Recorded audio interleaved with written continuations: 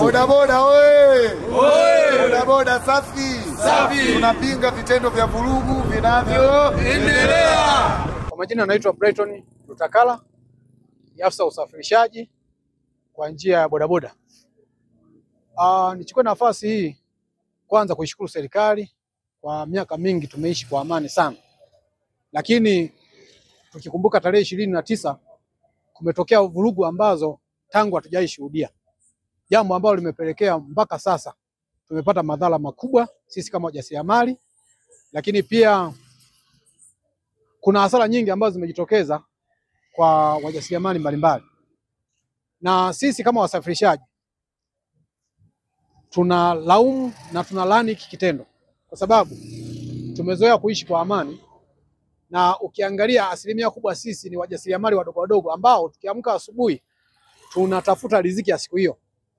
Hivyo kitendo cha kujitokeza zile vurugu kimetufanya turudi nyuma kiuchumi, lakini pia wengi wao kupoteza hata kazi.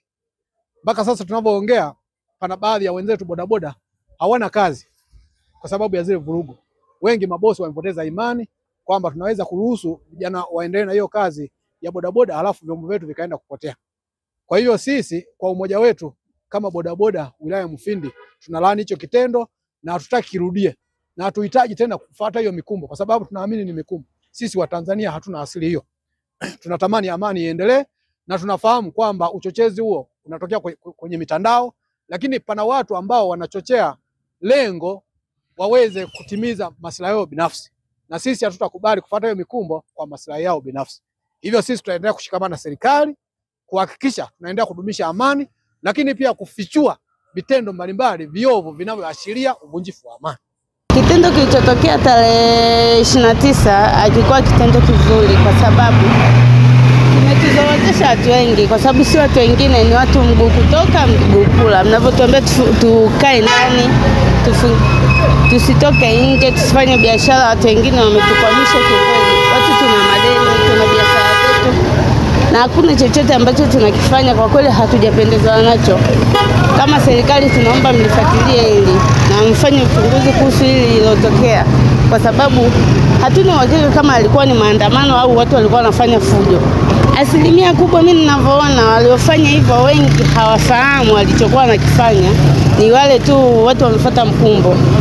Sasa kama watu wanafuata mkumbo, inabidi elimu itolewe kwa vijana na watu wote kwamba kuna namna ya kutumia mitandao. Sio kila kitu unachokiona lazima ufanye, au kila kitu unachokiona kinafanyika na wewe lazima ufuate ukifanye. Haipendezi.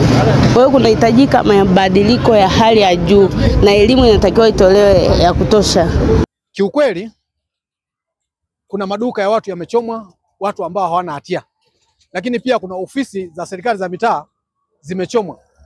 Jambo ambalo mpaka sasa tulikuwa na tabia ya kwenda, iwapo tuna changamoto au tunahitaji dhamana ya mikopo na nini, tulikuwa tunaenda kuomba barua kwa viongozi wetu wa serikali za mitaa. Sasa hivi hiyo huduma mpaka saizi haipo kwa sababu ya ofisi. Hivyo basi madhara ni mengi.